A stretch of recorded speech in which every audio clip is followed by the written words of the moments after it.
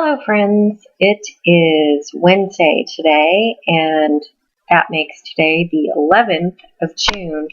I cannot even believe how quickly this month is going. It's summer almost, official summer, and it's just been great. I love living in our house that we're living in now.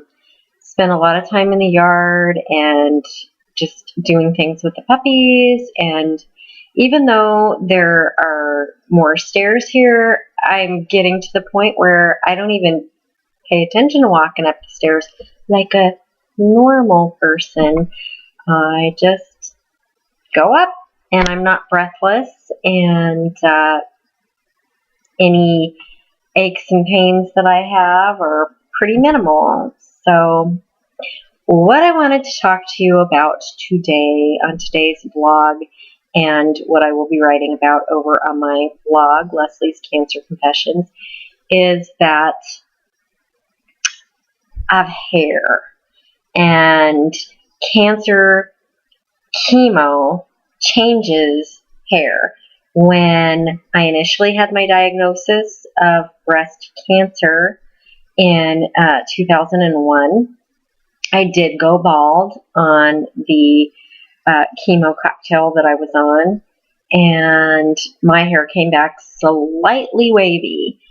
But then I lost my hair when I was diagnosed with metastatic breast cancer on the Avastin and the Taxol, and it had begun to come back and was growing in very tufty, like a do you remember those dolls with the hair that stands straight up? What are those called? If you know what those are called, put it in the comments below, because I can't. Are they Kewpie dolls?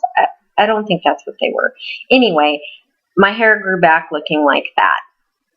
I'm going to try to insert some pictures of my hair journey from 2001 to now, which is 2014.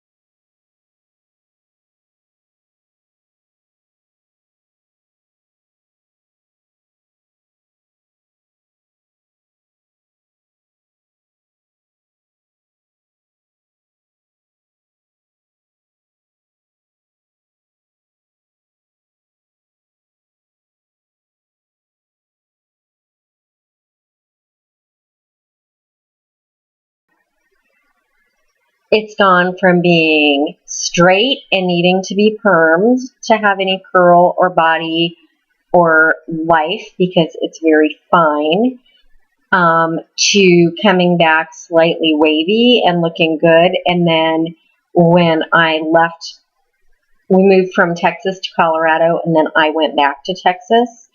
I found out that the oncologist in Colorado was giving me a radically lower dose of the Avastin and Taxol combo than I had been getting in Texas. So when I moved back to Texas, my oncologist there increased my dose back to what it had been when he was treating me, and my hair fell out again. Crazy, right? So when it came back, it was slightly wavy, and then I came here to Tennessee with my family, and it has gradually gotten curlier and curlier and curlier. And when I go outside, if you live in humidity and if you have curly hair, then this is no big news for you, but it's having curly hair that isn't created by a permanent wave treatment. I had no idea what you poor girls with curly hair go through. First of all, if I were to straighten this, it would look like it would look like fluff and not even hair. If I go outside, it gets curlier and curlier, and it's starting to get long enough where I have a part, so there's a little bit of weight to my hair, and when I go out, it weighs down. There's no fluffiness. It weighs down, and they're just the tightest little ringlets. It's insane. It is insane. So it's been a whole new world for me, having to learn about products that you use for hair that's curly. Where before I would use straightening irons, or maybe I would use a curling iron, but I don't even do that anymore. I shampoo my hair with a Deja Curl, I think it's called, no poo, because shampoo just seems to dry it. I mean, make it crunchy and dry looking and like fried. So I'm using the no poo products. I condition the crap out of my hair. I always have, because it is fine. It tends to get brittle and very frizzly looking. So even with the curls, having the ends being frizzly, it's like curl with a straight chunk of split ends sticking out. So I need to condition it a lot. So I'm using the Deja Curl to shampoo my hair, and also their deep conditioner, which is called Heaven for Hair, like 2-3 times a week. And then I use Shea, which is a product line that I found at Target, but they also carry it at Ulta, and I've seen it in our health food store here, which is called Earth Fare. So I'm using that, which is a mousse. It's like a leave-in conditioner. You squirt it in your hands, you rub it in your hands, and then you rub it all through your hair. And Carol's Daughter for curly hair. So I'm using a lot of products to keep my hair from being dry looking.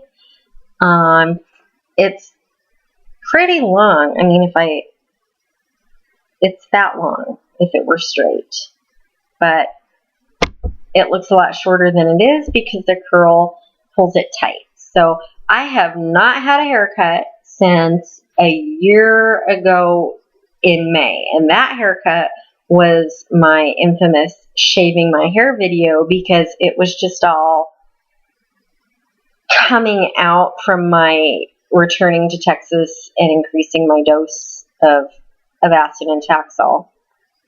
So I shaved it because it was falling out, it was super thin, and it was just sticking up like one of those dolls. Again, if you know the name of those dolls, because I just can't think of them, the ones that are naked babies with their hair trolls. Is that what they are? Trolls? Cupid dolls? I don't know. Tell me. I need to know. So yeah, that is what the whole hair situation is. It is pretty cool having hair. I'm enjoying, foofing it and taking care of it. And I gotta tell you, you feel more like a female when you have hair on your head. I don't know if that whole old saying about a woman's crowning glory is her hair is true, but I feel more feminine and female-ish with hair than being bald. And ain't nobody like to wear ball caps all the time, or scarves, or chemo caps. It just makes everybody go, that person's different. She's different. She does not look like the rest of us. There's something missing. Hair. So I'm really happy to have hair. Unrelatedly, things that are going on in my life right now.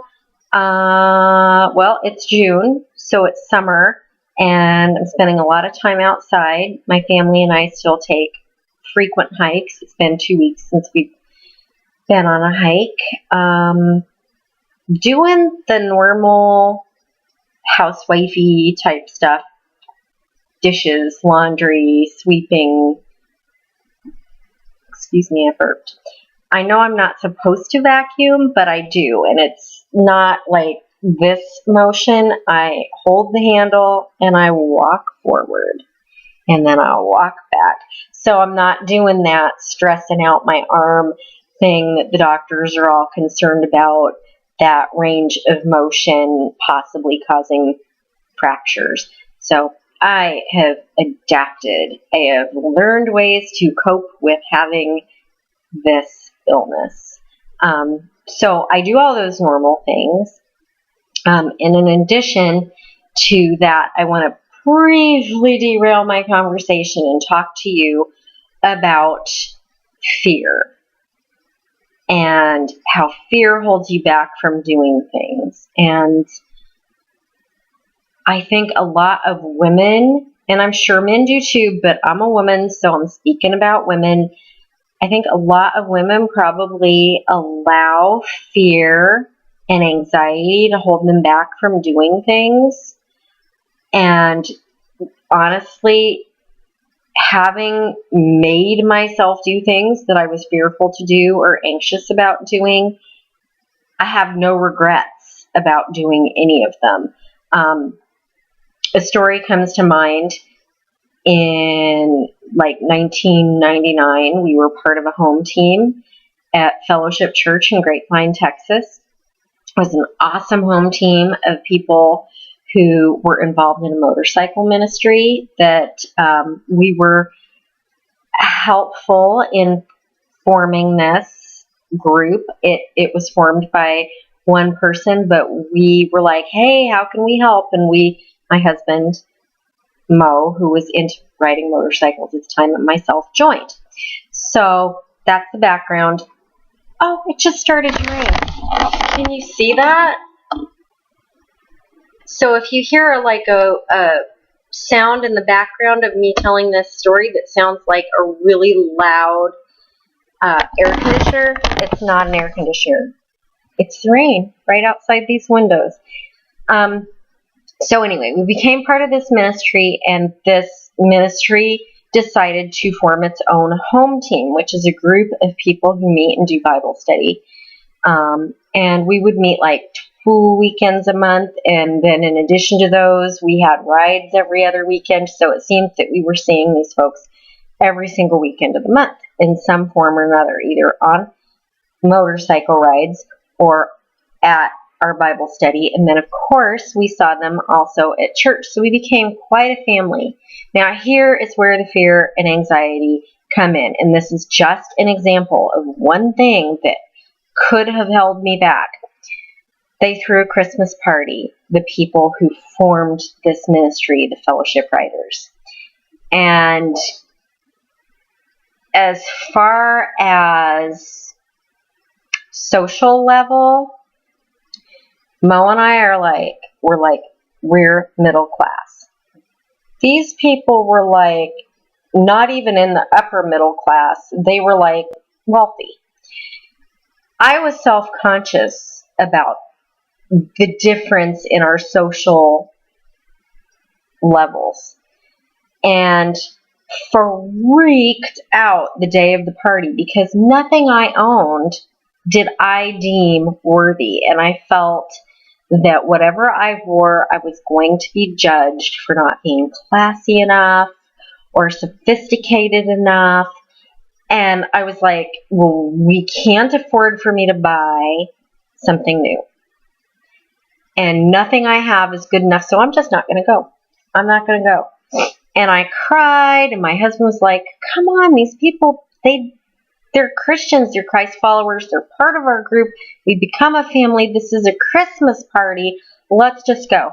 So, I didn't want to put my jeans on, my boots, a blouse that I had. I don't even remember what I wore, but I just remember thinking it wasn't good enough and everybody was going to judge me. I went with Mo, not wanting to be there, so afraid of being judged, and had the best time. And people were dressed up because it was a Christmas party, and they were more dressed up than me. But what made me realize that just being there was the most important thing is that a couple of the people who had come dressed up went, whoa, wait a minute. She's so much more comfortable than we are in our fancy schmancy upper class clothes here just hanging out in somebody's home. And they left and came back in jeans. Wow. They wanted to be like me, and I didn't think I was good enough. Changed my perspective. Flash forward, there are a lot of things that I've done that I didn't want to do, that I look back and I'm like, oh my God, I'm so glad that I did that. And they're thinking about not doing something that you want to do because other people expect you to be a certain way, or other people have expectations that you should live in this box or that box or that box. You have to live up to your own expectations. Some examples of ways that I lived up to my own expectations are, I used to have huge anxiety about driving. If you've ever been to Texas in the Dallas-Fort Worth area, there's this one overpass called 635. It leaves Highway 35 and it goes straight up in the air, and then it turns and goes straight down. It's worse than any roller coaster you've ever been on. I hated that bridge, and I would literally break out into a sweat, start going, and my death grip on the wheel. And one time I just decided, you know what? If I can go on a roller coaster, if I can make myself go on a roller coaster and survive that, I can do this bridge. So we went to Six Flags Over Texas, and I rode the Judge Roy thing.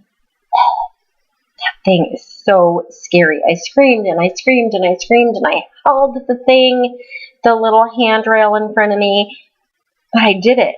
And I got off and I got in line and I did it twice with my family. And I was like, I can do 635. I can do 635. And I never went over it at the speed limit of 55 miles an hour. It was more like a 30 or 35 miles. But who cares about the people behind you? It's you. And you can't only go as fast as who's in front of you. Thanks, Flyleaf. I'm glad I learned that from you. So I held a lot of people up, but I did that bridge, and I never avoided it again. So the point of this story and how it ties into hair is that it doesn't matter if you're bald or if your hair is straight, or if you have to wear a chemo cap, if that's what makes you comfortable. You have to live up to your own expectations, and sometimes life throws you circumstances, cancer, anxiety, no hair, whatever, but live up to your own expectations and don't do life based on what other people expect you to do. I am so much happier today having left Colorado and gone back to Texas, and life worked out. I did not know how that was going to work out, but I had to do it for me. Now, people expected me to stay in Colorado. It would have been easier for me to stay in Colorado. I probably wouldn't be alive today if I had stayed in Colorado, because I wouldn't have known that the doctor wasn't giving me as strong of a dose, and I was getting sicker and sicker, and he wasn't changing me to a different medication. So, hindsight, you can look back on your life and see all these little mile markers. I know this is kind of a ranty video going from hair to living up to your own expectations and the stories that I've shared. I'm all over the place. So anyway, I will end this video with these words of wisdom, that you should live up to your own expectations and not anybody else's, and that If you know the name of those naked baby dolls with the weird hair, post them in the comments below, whether you're reading this on lesliescancerconfessions.blogspot.com or viewing this on YouTube or watching this being pasted into my Facebook page, whatever. I can't think of what those stupid dolls are called, and it's driving me crazy. So I know, a long, ranty, multi-subject video. I hope that you enjoyed it, and I am so thankful for you stopping by my page and viewing my video and reading my blog and liking me on Facebook and all of those things. So take a moment to follow, hit thumbs up, like, subscribe, whatever, because if I don't know you're there, then it's like I'm doing these videos for myself, and it's like important to know that there's that connection of some other human being out there, whether you have cancer of any sort, are viewing this because you know somebody who has cancer of any sort, or you're just a friend or a family of mine. So thank you so much for watching, and I will end on that note. Goodbye.